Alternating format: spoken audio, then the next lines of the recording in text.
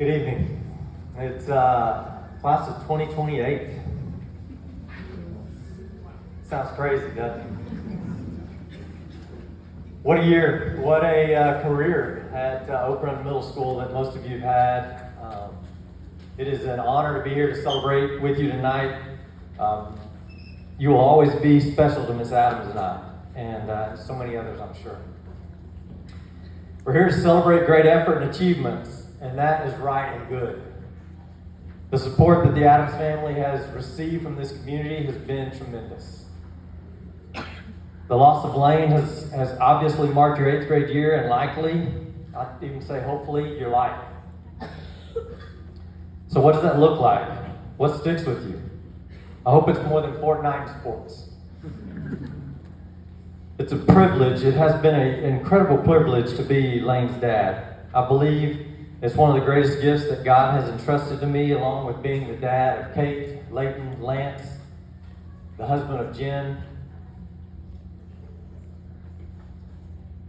Being a dad has taught me a lot, and specifically being Layne's dad in this season even more. I think one of the learnings that has come out of this season, as well as the last 4 years of the Adams family's journey, is around the area of control. As you head into high school, I'd like to challenge you with a thought on control. Control is something we all want. It's something, it's one of the things that honestly we don't have much of in this world. It's my belief that the Lord is ultimately in control, and I trust Him, and my job is to be faithful. There are many, many things in life that are out of my control. In fact, I believe there are really only 3 things that I would put before you that we get to control. One is our choices. How will you choose to live? As you grow, as you get into high school and then into college, the amount of decisions that you get to make increases. And you get to choose. You're in control of your choices. The second thing I would say is we get to choose our attitude. Regardless of circumstances, we get to choose our perspective on how we accept those circumstances. The third things I would say is that we get to control whom we trust. It's entirely within your power to control to control who you trust. Will you trust the Lord? Will you trust a family member, a friend, or even will you say no one? Trust is a dance between knowing and being willing to be known. It's up to us to control who we allow to have authority in our lives. Honestly, we're not created to have complete control. We couldn't handle it. The challenge is to own what we can and let go of the rest. True peace, true purpose, true freedom, those come from holding on to the 3 things that we get to control and letting go of the rest.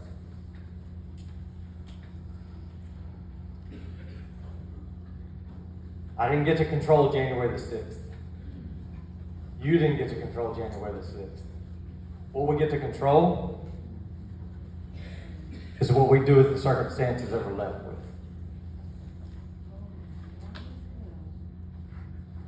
I would even say that you guys know a lot more than you think you do.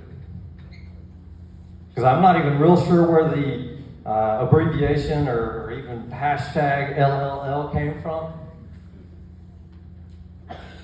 But I think you're smarter than you think you are. Because there's a lot wrapped up in LLL, L3, I don't even know how to say it.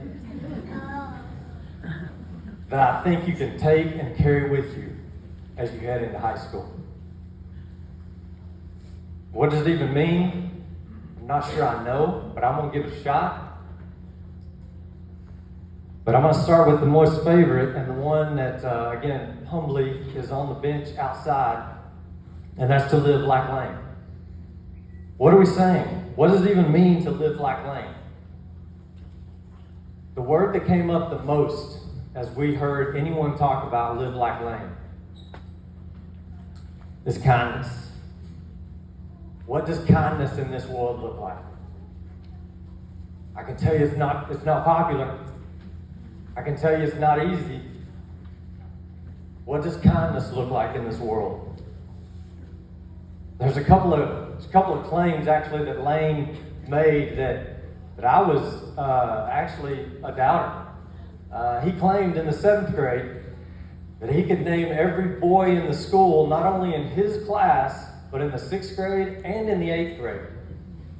I said, no way.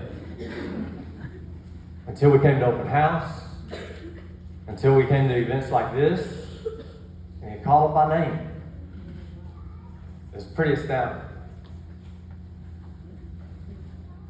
Friends. Even guys that weren't a lot like Layne. We've heard stories of him befriending guys, even out on the football field. Now, Coach Howson, I cannot tell them that this is good team stuff here, but I heard while you're working on one side of the defense, Layne and the outside linebacker were over here chatting it up, having a good time. He made a difference in that guy's life.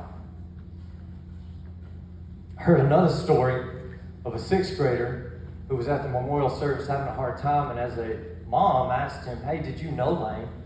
He said, "Layne said hi to me in the hallway every once in a while. But what I knew about Layne is that when my sister was in the 8th grade and she was going through one of those phases where everything was crazy, Layne was one of the only people that would say hi to her." That's what kindness looks like. What does it look like to live like Layne? There's a saying in our house that as my boys left, and Kate left the house most every day, and they still get tired of hearing it. And it's do what's right and be a leader.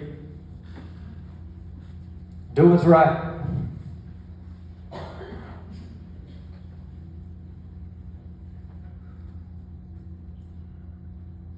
I had a gal tell my wife the other day, "Hey, there's some guys that are not doing what's right in our school." And I know Layne would have told them to clean it up. Now, I don't know if he had that much power with these guys, but maybe he would have tried. I think setting that example of doing what's right is a bigger deal. Be a leader. Maybe not always vocal, but always the example. I don't know this because I wasn't there, but my guess is I doubt Layne jumped in and broke them out of football huddle or in basketball wanted to break them out after practice. But I hope he set the example day in and day out of what a hard worker looks like.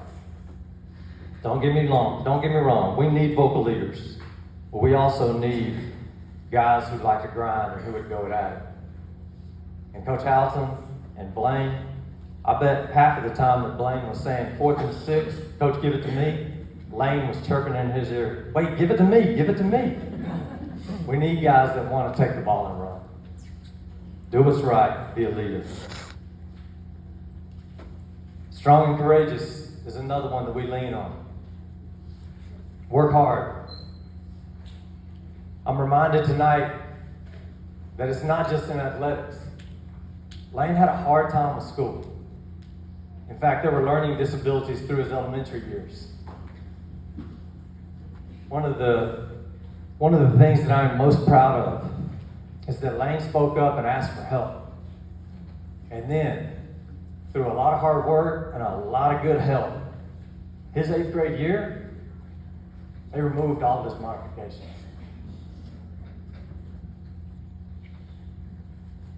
You got to work hard.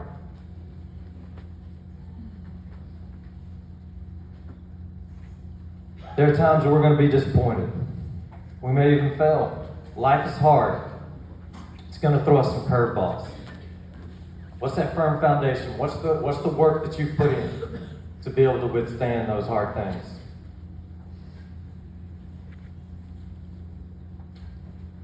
You've already proven it. You can do hard things. There's a lot that's been said about generations to come and how soft they are. Not these 8th graders.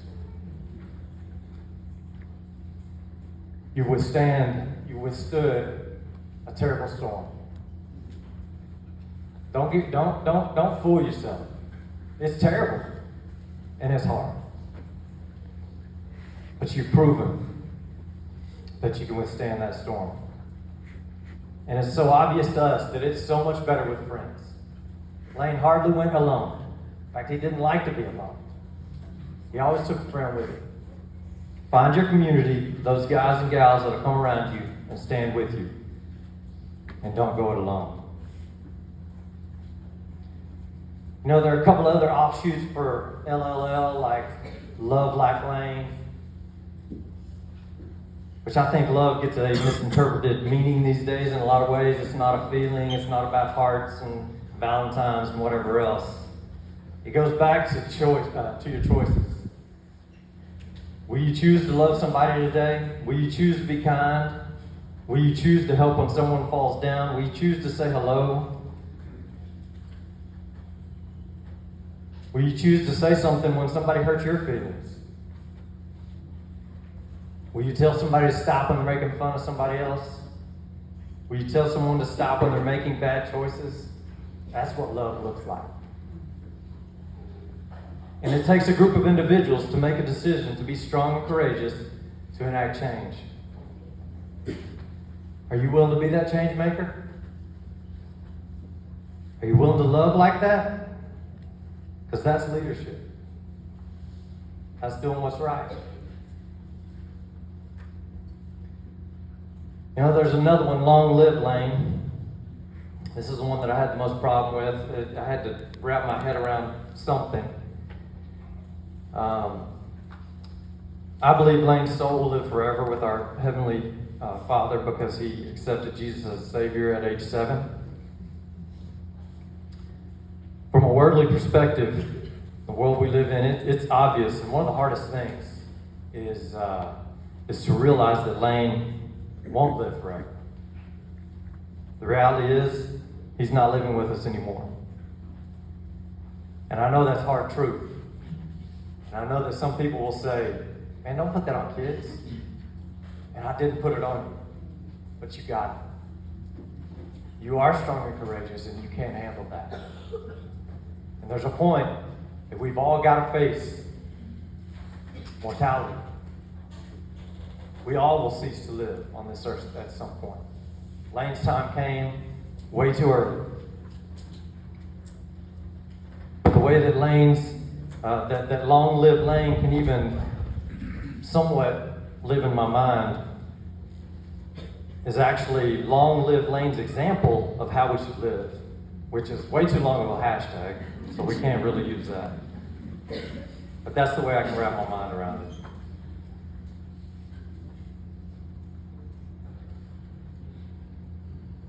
We love you guys.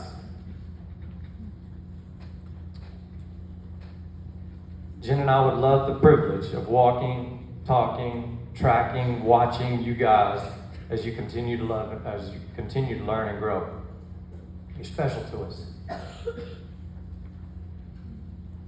You're a special group of students, and I believe the Lord has allowed you to learn and grow in ways that aren't a part of the normal 8th grade curriculum. What you do with it is your decision. Your life will be marked by the loss of Layne. What will it mean to you? How will it change? We can all be sad and even mad about it. My desire is not to stir that back up tonight, but it is to give you some tools to work through it. And I'm going to plead with you not to take the easy way out of anger, drugs, fighting, whatever. But take the hard and much better road. Talk to somebody when it's hard. Go for a run. Punch your mattress. Flat out cry. It's okay. I'm confident that this is a foundational, important, and impactful thing that will be a part of your story as you choose to live life and to do great things. And I truly believe there are great things ahead for each of you. I want to encourage you with a thought that has helped me. I believe that joy, not sorrow, is eternal. Sorrow is actually just lent to us. It's lended to us. It's just borrowed. And it's lent to us for eternal purposes. Because the world is hard, it's unfair, it's fragile, but joy is given. From a relationship with a Savior that gives you eternal joy, I believe that the sorrows of this life will be exchanged for eternal joy. I want you to know that hope and eternal joy. Your scenery is going to change. There are some that have reminders on their body, on a bracelet, of the hard things this year. There's a great reminder out back by the locker room door, a bench and a tree that is just so kind.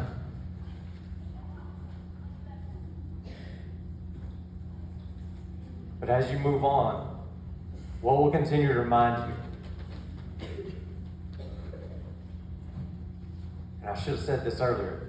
I'm no fool to think Layne was a perfect child. He had his things as well. But if we're going to take his example and move forward, which you are, life will continue to go on.